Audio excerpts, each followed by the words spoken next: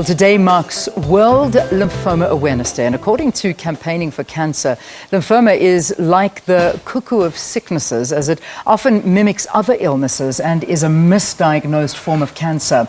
Lawrence Brittain is an Olympic medal-winning rower who has been misdiagnosed, and both Lawrence's parents are doctors, but it took several tests over a long period of time before discovering that he actually has lymphoma. Now, we've got Lawrence in studio with us, and also our guest is Lauren Pretorius. She, of course, is the CEO of the Campaigning for Cancer. Good to have you. Good morning. Yeah. Welcome to both of you. Also to you, Lawrence, welcome to you. Oh, thank you. So, okay, before we talk about your story, which is quite a fascinating one, I want to know exactly what is lymphoma cancer. So, in short, lymphoma is a cancer of the lymph glands and the lymphatic system in your body. So, when you have a sore throat and you have swollen glands in your throat or under your arms or in your groin area, those are your lymph nodes, and that is your lymphatic system. And the lymphatic system is the system that makes the soldiers for when we're ill. They fight infection. For whatever reason, those cells become cancerous. Okay. And we can divide those cancers into two types of cancers. We can divide it into Hodgkin's lymphoma, which is what Lawrence was diagnosed, and non-Hodgkin's lymphoma. Okay. Non-Hodgkin's lymphoma is far more common, with 1 in 5 patients being 3 in 5 patients being diagnosed. Sure. 3 in 5 patients being diagnosed. So that of is those really, diagnosed with that's lymphoma. That's a very common one, yeah. So it's a very common. But what we're looking at is, as research advances, we found that there are even different kinds of non-Hodgkin's lymphoma.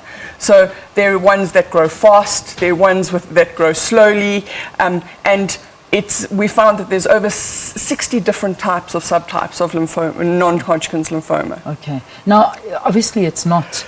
I mean, if it is a very common kind of lymph cancer, but you were misdiagnosed, and I mean that's not a nice thing to happen. What happened to you? Tell me your story. Yeah, well, I don't know if it's quite a misdiagnosis, but it was just, I had it for so long. I mean, the doctor said I had it for like 2 years, and I was training, full-time athlete, training 2-3 times a day, and just I think my symptoms were very low, and my biggest symptom was fatigue. So, and as an athlete, you sort of just, you expect to be tired all the time. So then just only after looking many times, we thought, no, maybe there's something wrong, let's look. And then we thought maybe it was bilharzia or something like that in the beginning, because I'm on the water all the time. Yeah. And then only much later do we realize, no, actually this can be more serious. Yeah. So your only symptom that you felt was fatigue, and you pushed through this, But then obviously you realize this is not right. This is not normal tired that I'm feeling. Yeah, I was tired and I was getting like sick all the time. So obviously when you're an athlete, you don't want to get sick, you don't want to miss training, and I was getting sick like 3-4 times more than everyone else. So and then the fatigue as well. But you push through the fatigue. You get used to being tired as an athlete. So it was quite hard to say, no, there's something more wrong, that I shouldn't be this tired. Yeah. But I mean, I was training harder and harder, trying to get the results better and better, but they were just sort of slipping back all the time. Yeah. What finally sort of made them diagnose you and made them test? Yeah. We get tests all the time. My mom is the team doctor, so she was looking really hard. I mean, they were really putting everything in. I mean, if they didn't diagnose me, then it's just proof that it's really hard to diagnose, because then eventually we did some more blood tests, and then they thought, no, let's look a little bit deeper. Then we did a scan, and then we found out. Okay. And ever since you found out that you've got this, the treatment that followed? Oh, it was really hectic. I mean, my life just changed completely straight away. I went from training the 1 week to getting chemo the next week, and just crazy. Yeah. And then I just spent 5 months getting chemo, 6 3-week cycles. It was definitely quite a struggle. Yeah. And I mean, now, how is your status now? Oh, all good, yeah. So I was cleared in like February last year, and then so far so good. That's brilliant. I mean, did you get back into training? Did you get back straight away. Straight away. Well, I didn't do any training whilst I was getting chemo at all. I just then I was just make sure I get better. And then afterwards, I had to take it really slow. I was really overweight. I was really unfit, and I think the chemo had done quite a lot of damage. So I had to, one step at a time, slowly building it up, and then only after like 3 months of training did we start to really go. Yeah, it's quite a scary story. I mean, if you've got this, you're pushing through it, you're just ignoring the symptoms and you're carrying on. And I mean, the whole message with cancer is early detection, and then you're able to survive it. I mean, you're here, you're telling the story and you're fine, which is amazing. But there are many people, I imagine, that are misdiagnosed and don't even know they have it. Absolutely, and I think what happened in Lauren's case is that this carried on, and the good thing that happened was they said, this isn't right. Yeah. We've looked at everything else, and we can't sweep it under the carpet. There's something wrong. We need to look deeper into it and see what it is. And I think as humans, we understand when our body is not normal or functioning properly, or this isn't the normal way we feel. And often we would look at a doctor and the doctor says, well, we'll treat this. And we get tired of going back to the doctor because you feel like you're maybe starting to become a nag. Yeah. But if you know it's not right, you need to continue to say, this isn't right.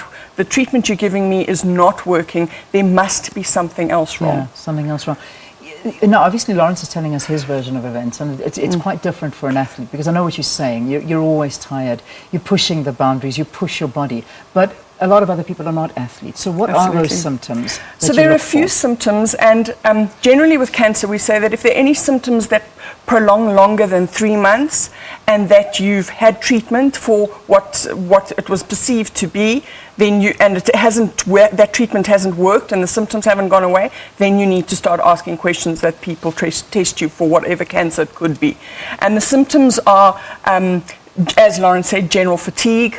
You're sick often. You have unexplained fevers or night sweats. Okay. Another one is that you itch all over your body. You have headaches. You've lost appetite and you've lost weight for no reason. You weren't trying to lose weight, but you keep on losing weight. Those are some of them. Generally, you have more than one symptom at a time that would do it. Now, not to say that if you've got itchy skin because it's dry, that you now haven't got lymphoma. Yeah. But if you've put cream on it and your doctor's given you treatment for that and it's persisting, then you need to look deeper into it. Yeah, I mean, just generally be vigilant. I mean, be aware of your body and the feelings there are. You didn't have any of those other symptoms? Yeah, I mean, I was getting sick there often, and but also it was up and down. So we would treat for one thing, and then the performance would just creep up a little bit, and you would think, okay, no, now we've got this, and then I'll get sick again, and you would be like, okay, well maybe there's something else, and so it was this roller coaster up and down. Amazing. And then. Yeah. Were you? Please excuse my ignorance. Me and my sports knowledge is not so great. But did you participate this year? Yeah. Were you in the Olympics this year? There you that's go. Where he won his medal. And you won your medal this year. Yeah. You see, that's what I'm saying. You've got to excuse my ignorance. No worries. Well done to you. So there you go. From last year to this year, you've got your medal. That's unbelievable. Yeah. I'm so proud of you. Well done. Thank you very much. My gosh. Okay. Well, there's a story for you. A very successful story at that. So you've got to go get diagnosed, get tested.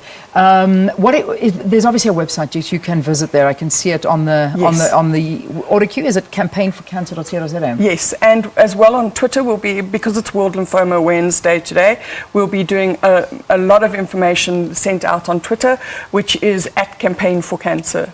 Unbelievable. Thank you for joining us. Thank you so much for the us. story, and thanks for sharing your story. Lawrence, I think a lot of people learning from this, and just be vigilant, look out for yourself, and stay well and healthy. Thank you for joining us here on the program. This, of course, is our Olympic medal winner here, Lawrence Brittain and Lauren Pretorius, who's the CEO of the Campaigning for Cancer, and today is World Lymphoma Awareness Day. That's where we wrap the program for today. Thank you so much for watching. We're back on your screens for the Friday edition of Morning Live tomorrow. Take care. Have a great day. Bye-bye.